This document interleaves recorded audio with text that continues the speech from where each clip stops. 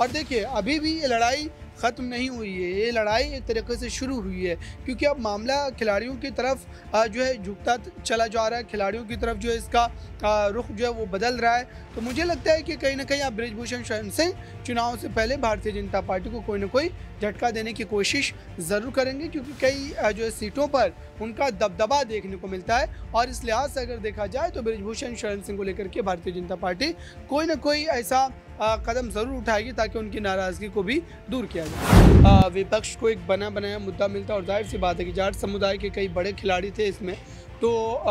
उसको लेकर के जो पहले के आंदोलन को अगर हम देखें, जिस समय राकेश टिकैत और जाट जो है खाप पंचायत के कई लोग वहाँ पर पहुँच गए थे, उन्होंने समर्थन दे दिया था जंतर मंतर पर जाकर के। तो मुझे लगता है कि चुनाव से ठीक पहले अगर स्थिति ये बनती तो जाहिर सी बात है कि ये मामला राजनीतिक रूप जो है इख्तियार करता नजर आता, और इसी के डर की वजह से बीजेपी ने जो है तुरंत ये फैसला अपना बदला और संजय सिंह को बाहर का रास्ता दिया। इस पूरे मामले पर इस तरीके से उनके विरुद्ध जाकर के ये फैसला ले लेंगी। लेकिन अमित शाह से मुलाकात करने के बाद जो उनका बयान आया है, और जिस बयान में उन्होंने साफ तौर पर ये बात कही है कि वो तो पहले ही जो है कुश्ती से रिटायर हो चुके हैं, कुश्ती के उन तमाम जो है कुश्ती संघ के जो तमाम फैसले हुआ करते थे उसमें भी वो नहीं जाते हैं अब। तो मुझे लगता है कि ये नाराज़गी भरा लहजा है और इस तरीके से वो सरकार को कहीं ना कहीं चेताना चाह रहे हैं।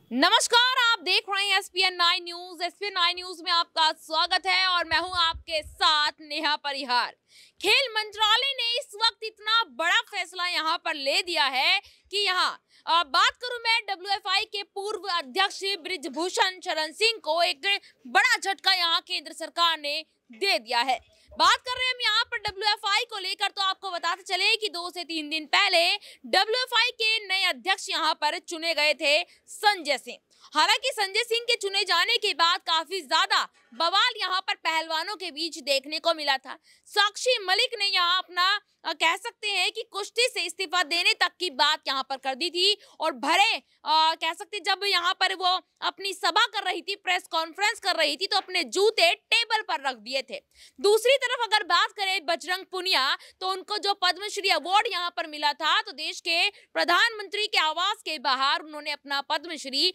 जमीन पर रख दिया था। यहाँ पर ये सब कुछ देखने के बाद आज जो फैसला खेल मंत्रालय की तरफ से और केंद्र सरकार की तरफ से आया है, ये फैसला काफी ही ज्यादा यहाँ पर अचंभा करने वाला है, क्योंकि यहाँ पर बृजभूषण शरण सिंह को ये उम्मीद नहीं थी कि उन्हीं की पार्टी से उनको बड़ा झटका लग सकता है, यानी कि खेल मंत्रालय और केंद्र सरकार की तरफ से उन्हें इतना बड़ा झटका लग सकता है। बताते चले आपको कि जब संजय सिंह यहाँ डब्ल्यूएफआई के अध्यक्ष चुने गए थे, उसके बाद से ही यहाँ बृजभूषण शरण सिंह, उनके बेटे, उनके दामाद लगातार यहाँ एक बयान दे रहे थे कि दबदबा है और दबदबा रहेगा। और अब यहाँ पर ये मीम बनते नजर आ रहे हैं सोशल मीडिया पर कि दबदबा तो अब चला गया, अब किस चीज पर दबदबा करेंगे। जैसे ही यहाँ पर खेल मंत्रालय ने, अनुराग ठाकुर ने ये बयान दिया कि यहाँ पर जो नए डब्ल्यूएफआई अध्यक्ष चुने गए हैं संजय सिंह, उनको निलंबित यहाँ पर कर दिया गया है,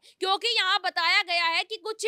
फैसले उन्होंने ऐसे ले लिए थे जिन फैसलों को अभी लेना नहीं चाहिए था। कुछ बैठक ऐसी कर दी थी जिन बैठकों में यहाँ महासचिव को होना चाहिए था, लेकिन उन्होंने इनवाइट ही नहीं किया। इन सारी चीजों को देखते हुए इस्तीफा देने पर मजबूर हो गए यहाँ संजय सिंह। इसी मुद्दे पर आज हम बात करेंगे कि आखिरकार बृजभूषण शरण सिंह ने यहाँ पर क्या सोचा था, क्या हो गया, क्योंकि यहाँ पर ये बताया गया है कि संजय सिंह जो है बहुत ही ज्यादा करीबी माने जाते हैं बृजभूषण के, और अब यहाँ संजय सिंह को भी निलंबित कर दिया गया है। अब बृजभूषण शरण सिंह ने तत्काल प्रभाव से यहाँ अपनी प्रेस कॉन्फ्रेंस की और वो ये कहते नजर आए कि मैं संन्यास ले चुका हूँ कुश्ती से, आगे की जो भी कार्यवाही होगी यहाँ पर वो सब फेडरेशन करेगी, मेरा उससे कोई लेना देना नहीं है। इसी मुद्दे पर बात करने के लिए अबरार मेरे साथ मौजूद है। अबरार लगातार इस मुद्दे पर नजर बनाए हुए। अबरार, सबसे पहला सवाल आपसे ये रहेगा कि जैसे यहाँ पर संजय सिंह को निलंबित यहाँ कर दिया गया है खेल मंत्रालय की तरफ से, बृजभूषण शरण सिंह को एक बड़ा झटका यहाँ लगा, उनके चेहरे से साफ पता चल रहा है, कैसे देख रहे हैं आप इसको? देखिए, बिल्कुल ये बड़ा फ़ैसला था, चौंकाने वाला फ़ैसला था, क्योंकि भारतीय जनता पार्टी कभी भी जो है फ़ैसले को वापस नहीं लेती है। सरकार बनने के बाद से लगातार हमने इस बात को देखा भी है। लेकिन मुझे लगता है कि खिलाड़ियों का जो आक्रामक रवैया था और जिस ढंग से खिलाड़ी इस पूरे मामले को लेकर के, चाहे वो साक्षी मलिक हों जो है या बजरंग पूनिया हो, विनेश फोगाट हों, ये तमाम जो चेहरे खुल कर के इसका विरोध कर रहे थे और वो कहीं न कहीं साफ तौर पर ये बता रहे थे कि अगर सरकार इस पूरे मामले पर इस तरीके से भेदभाव करती रहेगी, तो ज़ाहिर-सी बात है कि खिलाड़ी फिर से एक बार अपनी लड़ाई को शुरू करेंगे। और अब समझिए कि इसका राजनीतिक नुकसान भारतीय जनता पार्टी को कितना उठाना पड़ सकता था, क्योंकि जो है 24 के चुनाव नज़दीक, और मुझे लगता है कि ये बहुत ही जो है सेफ आप कह सकते हैं गोल करने वाला फ़ैसला है। बीजेपी ने बहुत अक्लमंदी से इस फ़ैसले को लिया है, क्योंकि विपक्ष को एक बड़ा मौका मिलता। प्रियंका गांधी वहां पहुंच चुकी थी। प्रियंका गांधी इस पूरे मामले पर बयानबाजी करती, फिर उसके बाद और नेताओं का वहां पर जाना होता, तो ऐसे में विपक्ष पूरी तरीके से इस मामले में कहीं ना कहीं बाजी मार जाता और उस मामले को बढ़ावा देने से पहले ही भारतीय जनता पार्टी ने इस मुद्दे पर ब्रेक लगाया और जो है संजय सिंह को बाहर का रास्ता दिखा दिया। लेकिन अब सवाल ये भी उठ रहे हैं कि जो ये अस्थायी रूप से जो ये पूरा भंग किया गया है, क्या इस पूरे मामले पर भारतीय जनता पार्टी चुनाव के बाद फिर से उसी चेहरे को नियुक्त कर देंगे, क्योंकि बीजेपी इस तरीके का फैसला कई बार ले चुकी है। तो मुझे लगता है कि ये जो स्थिति है वो खिलाड़ियों की नज़र में भी बनी हुई है, क्योंकि साक्षी मलिक ने निलंबन के बाद भी एक बयान जारी किया, उसमें ये कहा है कि वो अपनी लड़ाई को तब भी जारी रखेंगे जब आप कह सकते हैं कि निलंबन के बाद भी वो कह रही हैं कि लड़ाई जारी रखेंगे। तो आप इससे समझिए कि और भी कई ऐसी मांगे हो सकती हैं जिसको लेकर के साक्षी मलिक सरकार के सामने कहीं ना कहीं अपना पक्ष जो है वो रखती हुई नजर आएगी। कुल मिलाकर के देखा जाए तो बृजभूषण शरण सिंह जो अचानक जो जेपी नड्डा से मुलाकात करने पहुंच जाते हैं, क्योंकि उन्हें ये जो है एक्सपेक्टेशन नहीं रही होगी कि सरकार इस पूरे मामले पर इस तरीके से उनके विरुद्ध जा कर के ये फैसला ले लेगी। लेकिन अमित शाह से मुलाकात करने के बाद जो उनका बयान आया है और जिस बयान में उन्होंने साफ तौर पर ये बात कही है कि वो तो पहले ही जो है कुश्ती से रिटायर हो चुके हैं, कुश्ती के उन तमाम जो है कुश्ती संघ के जो तमाम फैसले हुआ करते थे उसमें भी वो नहीं जाते हैं अब। तो मुझे लगता है कि ये नाराज़गी भरा लहजा है और इस तरीके से वो सरकार को कहीं ना कहीं चेताना चाह रहे हैं। और देखिए, अभी भी ये लड़ाई ख़त्म नहीं हुई है, ये लड़ाई एक तरीके से शुरू हुई है, क्योंकि अब मामला खिलाड़ियों की तरफ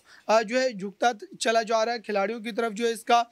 रुख जो है वो बदल रहा है। तो मुझे लगता है कि कहीं ना कहीं अब बृजभूषण शरण सिंह चुनाव से पहले भारतीय जनता पार्टी को कोई ना कोई झटका देने की कोशिश ज़रूर करेंगे, क्योंकि कई जो है सीटों पर उनका दबदबा देखने को मिलता है। और इस लिहाज से अगर देखा जाए तो बृजभूषण शरण सिंह को लेकर के भारतीय जनता पार्टी कोई ना कोई ऐसा कदम ज़रूर उठाएगी ताकि उनकी नाराज़गी को भी दूर किया जा सके। बिल्कुल, यहाँ पर आपको बता दें कि कुछ महीनों पहले जो महिला पहलवान है और भी पहलवान है जो लगातार यहाँ पर प्रोटेस्ट करते नजर आए थे जंतर मंतर पर, भरी सर्दी में रात भर बैठे रहते थे जंतर मंतर पर, और यहाँ उनकी ये मांग थी कि जो डब्ल्यूएफआई के उस वक्त के अध्यक्ष रहे बृजभूषण शरण सिंह है उनको अपना इस्तीफा यहाँ पर दे देना चाहिए। लेकिन देखिए, यहाँ पर भारतीय जनता पार्टी ने ना तो उनके इस्तीफे को लेकर बात करी, क्योंकि अगर मैं बात करूं तो बीजेपी सांसद भी है वो, और उत्तर प्रदेश में राजपूत और जाट का जो वोट बैंक है वो बहुत ही ज्यादा मात्रा में यहाँ शरण सिंह बृजभूषण के पास है,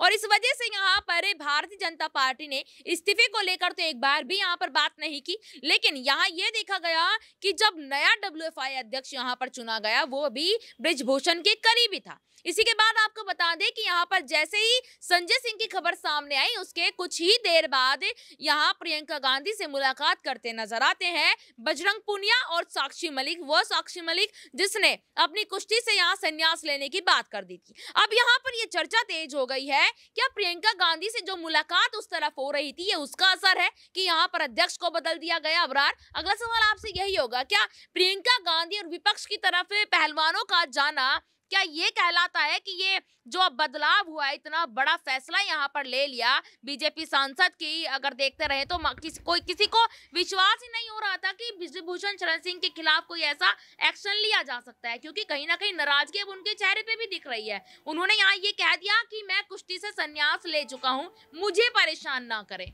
बिल्कुल जो ये मामला पूरी तरीके से चौंकाने वाला था और मुझे लगता है कि बीजेपी ने जो सोच समझ करके इस पे फैसला लिया, क्योंकि विपक्ष को एक बना बनाया मुद्दा मिलता, और जाहिर सी बात है कि जाट समुदाय के कई बड़े खिलाड़ी थे इसमें। तो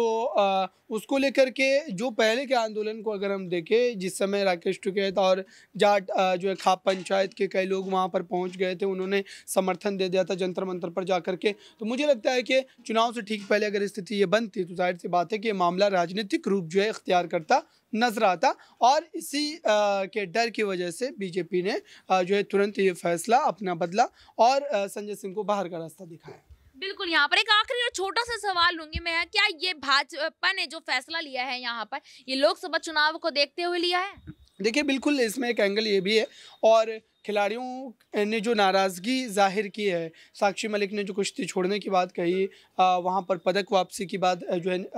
बजरंग पुनिया की तरफ से की गई, तो ये तमाम ऐसे फैक्टर हैं जो कहीं न कहीं सरकार को झुकने पर मजबूर किए। बहुत बहुत धन्यवाद अबरार आपका। देखिए यहाँ पर जिस तरीके से देखा गया कि बृजभूषण शरण सिंह को एक बड़ा झटका यहाँ पर लग चुका है इस वक्त, और कहीं ना कहीं उनकी नाराजगी अब कैमरे पर भी देखने को मिल रही है। जिस तरीके से यहाँ उन्होंने जेपी नड्डा और अमित शाह से मुलाकात कर तत्काल प्रभाव से प्रेस कॉन्फ्रेंस भी करने वो यहाँ पर बैठ गए, और पीसी कर वो यहाँ ये कहते हैं कि मैं कुश्ती से संन्यास लेता हूँ। पूर्व अध्यक्ष होने के नाते एक बैठक में मैं चला गया था, लेकिन अब मैं कुश्ती को लेकर किसी भी बैठक में मैं शामिल नहीं होऊंगा। ये एक बड़ी बात है यहाँ पर कि बृजभूषण शरण सिंह ने एक बड़ा बयान यहाँ पर दिया। लेकिन अब ये देखना होगा कि आखिरकार बृजभूषण की जो ये नाराजगी है कब तक और कितने लंबे वक्त तक चलेगी, और इन सब का असर लोकसभा के चुनावों पर और राजपूत जो वोट बैंक है, गुज्जर जो वोट बैंक है, उस पर कितना पड़ता नजर आएगा। इस रिपोर्ट पर आप क्या राय रखते हैं कमेंट बॉक्स में जरूर बताइएगा। फिर मिलेंगे आपसे किसी नए मुद्दे पर, तब तक के लिए देखते रहिएगा SPN 9 न्यूज। धन्यवाद।